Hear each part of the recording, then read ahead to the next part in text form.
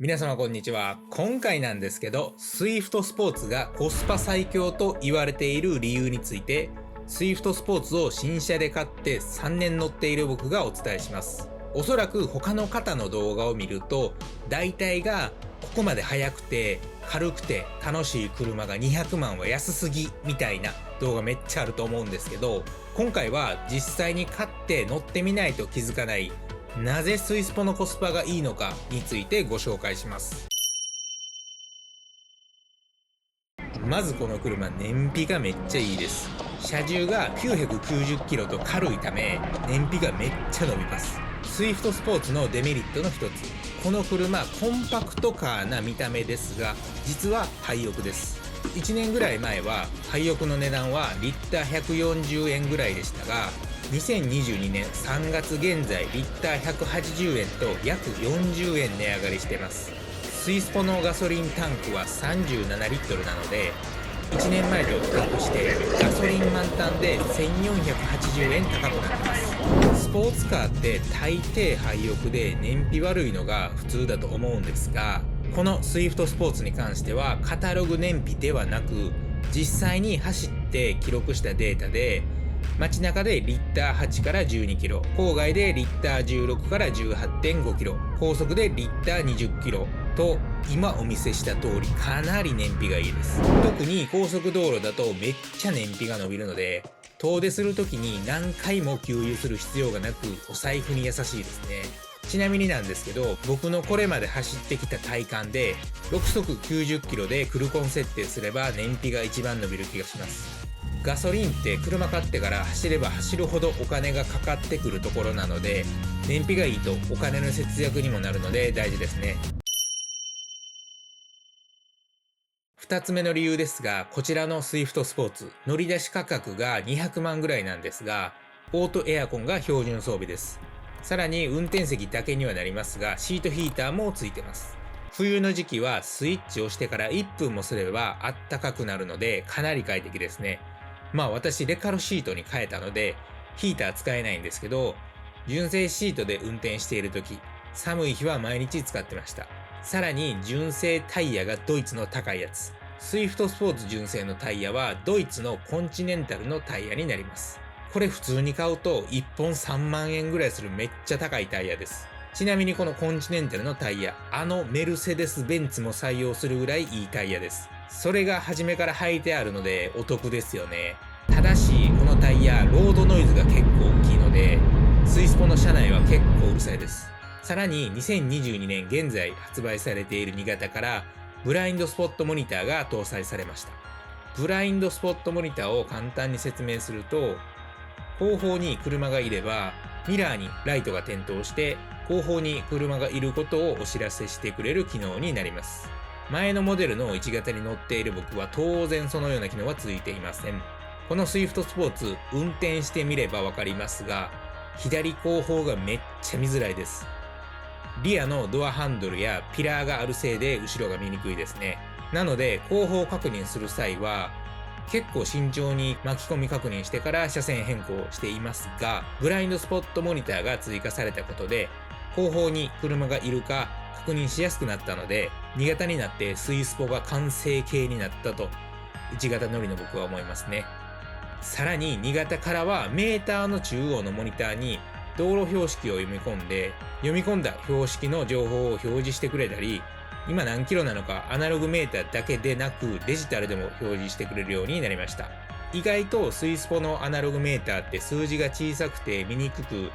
加速が速すぎて一瞬で速度上がるので、デジタルで表示してくれるのは見やすくていいですね。正直言うと標識の読み込み機能ってなくても問題なさそうですが、あった方が確実に安全運転できると思います。というのも道によってはさっきまで50キロ制限だったのに、いきなりその箇所だけ制限速度40キロになってるとかありますし、だいたいそういう道はネズミ捕りしてること多いので、それに気づかずに知らずに運転してると無駄にお金払うことになるので、標識をモニターに映してくれることで安全運転にもつながりますね。さらに車両全体にセンサーが追加されました。これがあることで壁までどれくらいとか音でわかります。長いこと運転していればだいたい感覚で分かってきますが、センサーがあればまず間違いないですね。このセンサーを使った機能でリアクロストラフィックアラートという機能があります。簡単に説明すると、駐車場からバックで出ようとした時に、後方左右から車が近づいているかわかります。スイスポの後方視界が悪いので、これめっちゃ便利です。もし車が近づいていたら、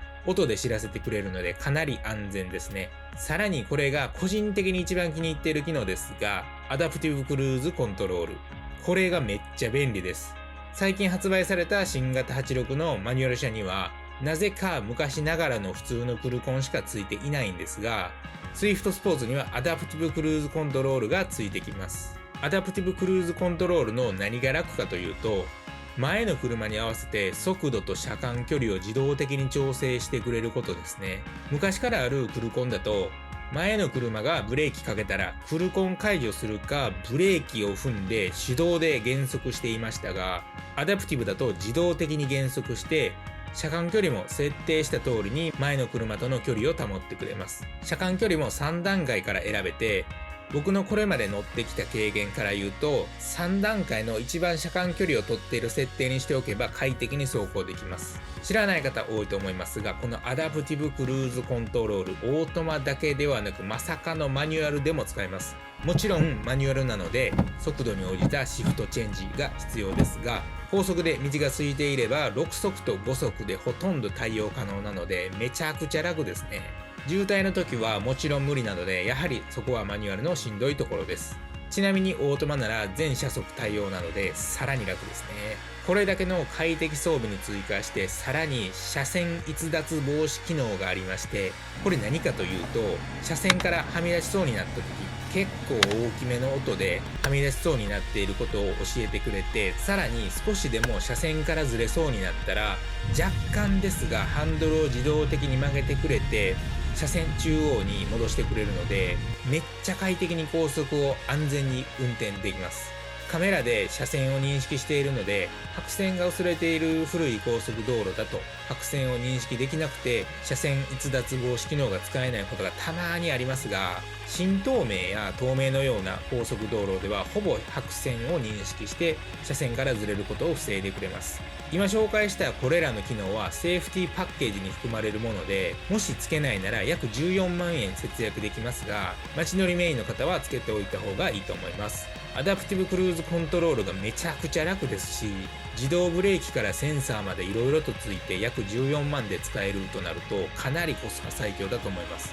自動ブレーキがあることで任意保険も若干安くなるので、毎年かかってくる維持費もさらに下げることができます。街乗りメインの方はセーフティーパッケージつけた方がいいですね。ただし車庫帳を入れて車高をベッタベタに低くしたり、車外パーツをゴリゴリにつけたいよって方はセーフティーなしの方がいいと思います。セーフティーパッケージに対応していない車外パーツも多くあるので、実際にディーラーでハンコを押す前にスイスポの専門雑誌を読んで予習してください。スイスポの本もそうなんですが、車関係の雑誌って意外と高くて1冊2000円から3000円ぐらいするものが多いんですが、 Amazon の Kindle 会員になって初月無料キャンペーンとか使えば無料で1ヶ月雑誌が読み放題になるので、ぜひ無料で読んでみてください。セーフティーパッケージには今紹介した機能以外にも使える機能があるので、概要欄に続きのサイトを載せておくのでぜひ詳しく読んでみてください。これだけの快適装備と車体の軽さからくる燃費の良さ、さらに速すぎる加速、運転していて楽しい、それ全部セットで乗り出し約200万はコスパ最強ですよね。値引きも交渉次第では僕みたいにノーオプションで13万円ぐらい引いてくれたので、交渉次第ではさらにお安く新車を買うこともできます。もちろんこれだけ安いので経年劣化したり色々と微妙なところはありますが、スイスポに関しては車外パーツが無限にあるので、そういう微妙なところは車外パーツを取り付けることで良くなります。もしスイフトスポーツの微妙なところを知りたい方はスイスポのダメなところをまとめた動画がありますので、そちらも見ていただけたらと思います。概要欄に動画のリンクを貼っておきます。最後のコスパ最強の理由になりますが、税金が安いことですね。こちらの車、車重が 990kg、排気量が 1400cc なので、